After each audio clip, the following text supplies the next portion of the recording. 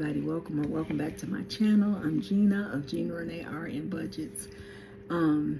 Basically, I'm supposed to be doing the 12 vlogs of Christmas and trying to transition that into Vlogmas.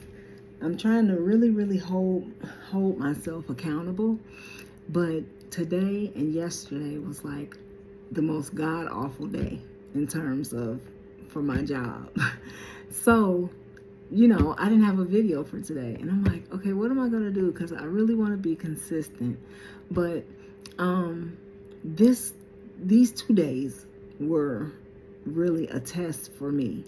I started therapy basically, and the therapist basically told me that I have to position myself to not always take away from myself when I'm overwhelmed or something else in my life is taking precedence over everything else, and clearly communicate with the people that I care for on a daily basis, what I need or what I can and cannot provide at the moment. Like, I need assistance here. So yesterday and today was just the biggest test of that, and so far I've passed.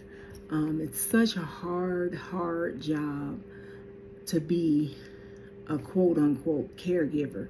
The reason I say quote-unquote is because my dad or my husband are not necessarily in a position where they need constant care. However, they both do require some level of assistance at some point, kind of consistently, almost daily. But am I like bathing people and all that kind of stuff? No, I'm not. I do cook for my dad pretty much every day. I would say out of 7 days a week, I probably cook 5, and I think that's pretty good. So I do cook for him, and I'm more of a moral support, wash the clothes, that type of stuff. Basically, my mom, when she was alive, she didn't have a job. She was basically a housewife. So she was the domestic aspect of their relationship. And my dad was the worker, the provider. And so when we lost her so abruptly, there was a lot of domestic things that my dad really didn't know how to do because he didn't have to. And then B, at 75 years old, he didn't want to learn how to do it. So I stepped in. And so that's kind of what I'm referring to when I say care. But he's totally self-sufficient and, takes care of himself, that type of thing. My husband, on the other hand, with his cancer battle and, that type of thing, he requires just a little bit more. I would say not much, but I do oversee his medications, which he probably could do it, if he had to. But it's just something, I'm already a nurse. It's something that I'm used to doing. And so that being said, I kind of set up his medications and do all his refills and make sure, I follow up on doctor's appointments, make sure that, this follow-up is being done. If he needs labs before his doctor's appointment, I'll make sure to remind him that, hey, you see the doctor Tuesday, so Friday we got to go get your labs done. And then, of course, with Kevin, since they removed his bladder, he has a urostomy. A urostomy, for those of you who don't know, it's basically what they call a urinary diversion. Because he doesn't have a bladder, his ureter is attached to what they call a conduit, and it's basically a hole in his stomach, and the urine drains into a bag that he wears every day. So that in itself requires daily care. Of course, you have to keep it clean. He's independent. He can empty the bag. Pretty much he has to do that almost hourly, because you have to make sure that the amount of urine that collects in the bag doesn't touch the stoma, because of course you wouldn't want that to happen. And then pretty much every other day, there's an appliance that fits over the stoma and it's adhesive, almost like a huge Band-Aid, I'll say. But it sticks to his skin so that then we can snap on a bag that collects his urine.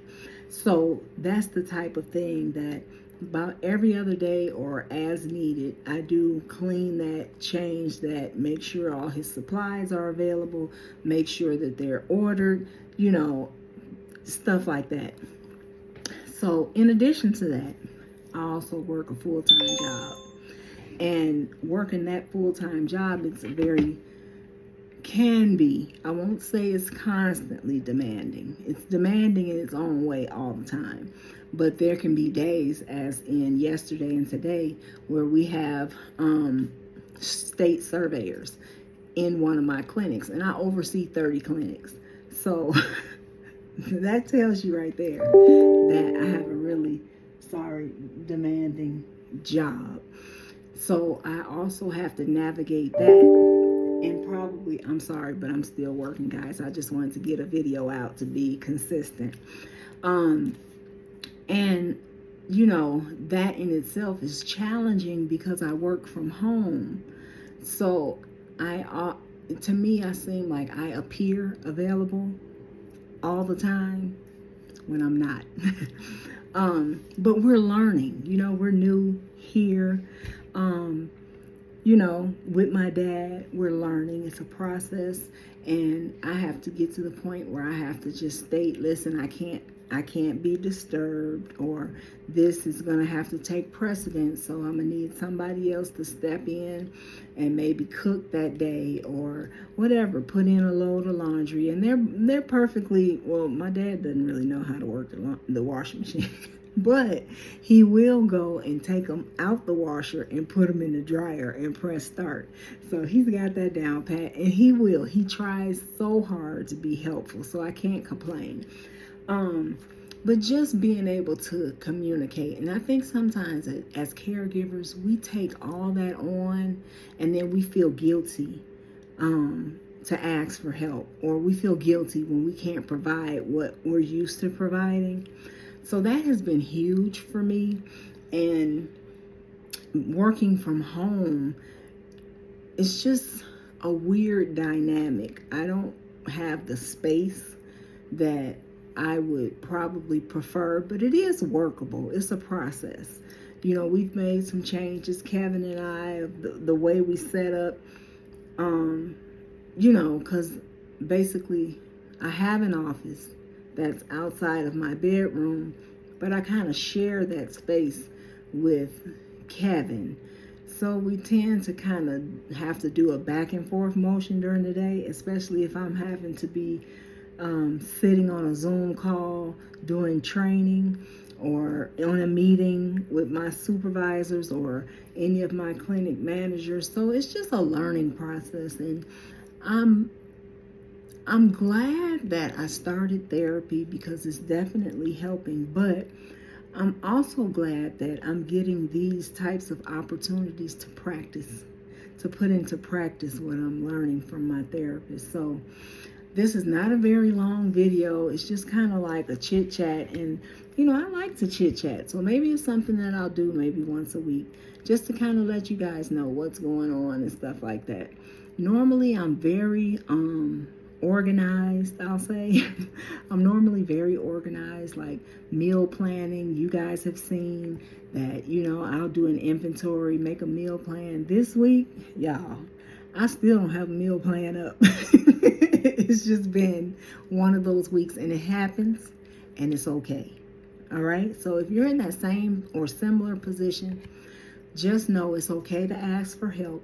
It's okay to not be everything for everybody all the time.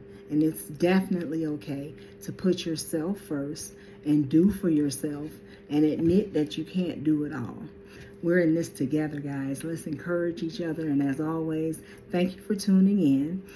Leave me a comment below of your thoughts. Give me a like if you like this kind of like little chatty impromptu video. And if you haven't subscribed, go ahead and subscribe. I have plenty interesting content. Might not be that interesting today, but normally I'm very interesting and entertaining. So go ahead and subscribe. Turn on your notification bell so that you'll be notified every time I upload a new video. And hopefully I'll have something interesting for you tomorrow. So please stay tuned. As always, guys, I wish you peace, love, and prosperity. I gotta get back to work.